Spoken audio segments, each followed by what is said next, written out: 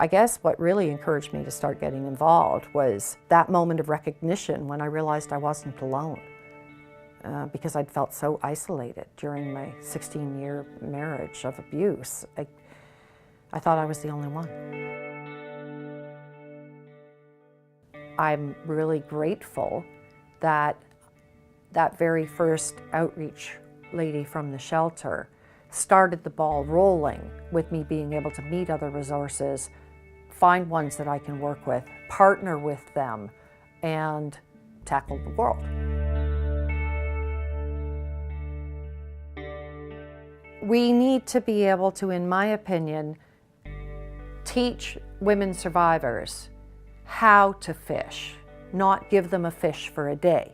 But if the shelter is doing that for the women and nobody is doing that for the shelter, it's not going to grow, it's not going to progress, it's not going to change, it's not going to meet the needs of the survivors.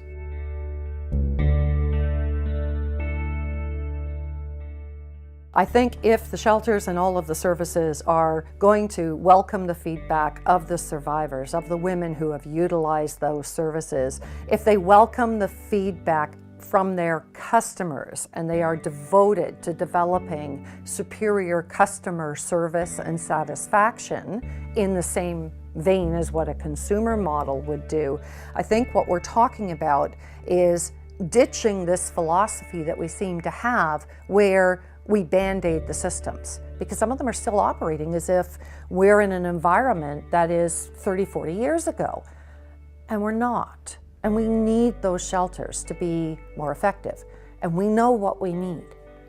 They just have to ask us, and they have to care about our answers. They have to listen, even if it's critical.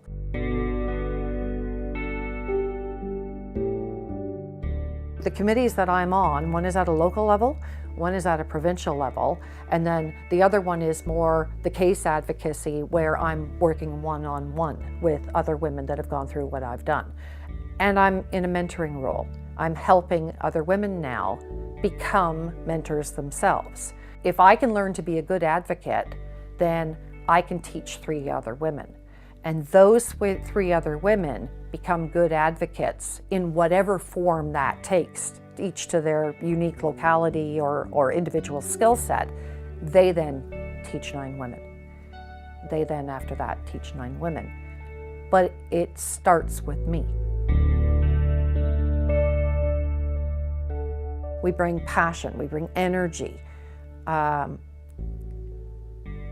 most of all, we bring reality. Because it's very easy to sit at a boardroom table and think that the policy that you're writing is going to impact the women that are at the grassroots level. But if you don't have somebody sitting at that table who is living at that grassroots level, what you are doing might be on target.